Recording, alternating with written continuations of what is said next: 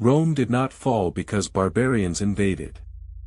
It had been dying from the inside for 300 years, and the real causes tell us something uncomfortable about how great civilizations actually end.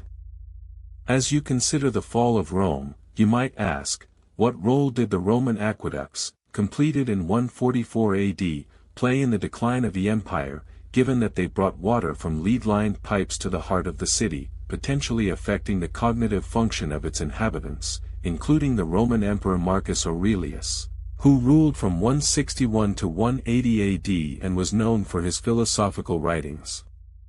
In the years leading up to the decline, Rome was experiencing unprecedented growth, with the empire reaching its peak in 117 AD under the rule of Emperor Trajan, who expanded the empire to include Dacia, a region in modern-day Romania, and established a complex system of governance, including the creation of the Roman Senate's advisory board, known as the Concilium Principis.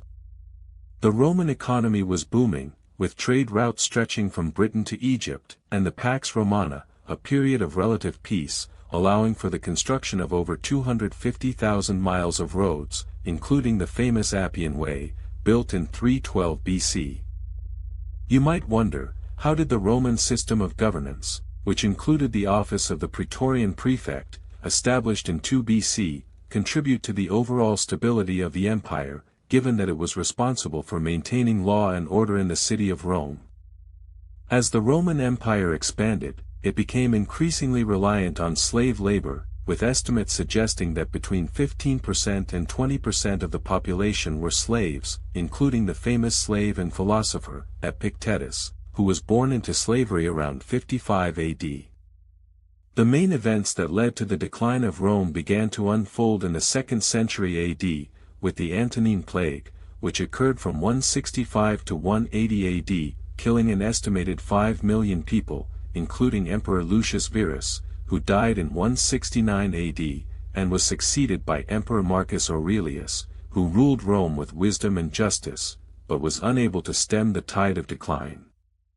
The Roman legions, which had once been the backbone of the empire, began to experience a series of military reforms, including the creation of the comitatenses, a type of field army, established by Emperor Constantine in 312 AD, which led to a decline in loyalty to the empire, as soldiers became more loyal to their generals than to Rome itself, as seen in the coup that overthrew Emperor Pertinax in 193 AD.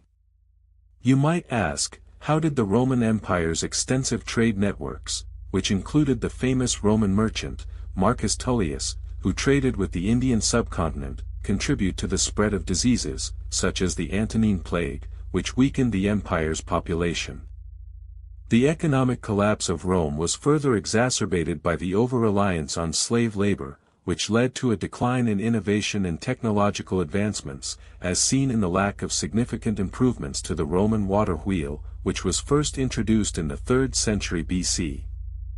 The Roman Empire's extensive bureaucracy, which included the office of the Roman governor, established in 27 BC, became increasingly corrupt, with emperors such as Commodus, who ruled from 180 to 192 AD, and was known for his extravagance and tyranny, contributing to the decline of the empire.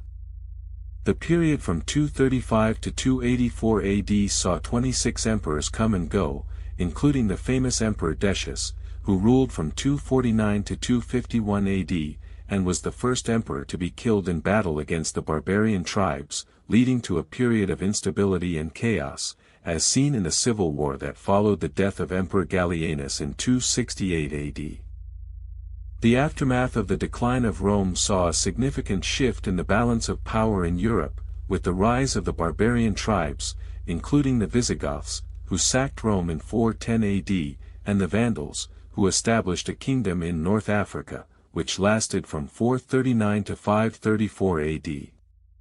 You might wonder, how did the division of the Roman Empire into eastern and western halves, which occurred in 395 AD, contribute to the eventual fall of the Western Roman Empire, given that it led to a decline in economic and military cooperation between the two halves?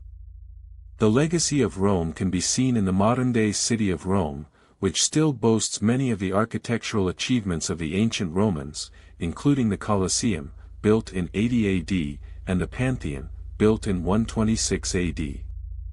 As you reflect on the fall of Rome, you might ask, what lessons can be learned from the decline of this great civilization, and how can we apply them to our own world, where the same forces of economic, environmental, and social change are at work, and the consequences of our actions will be felt for centuries to come, just as the Romans felt the consequences of their own actions, including the decision to use lead-lined pipes in their water supply, which was made by engineers such as Frontinus, who wrote about the Roman water supply system in his book, De Aqueductu Urbis Romi, in 97 AD.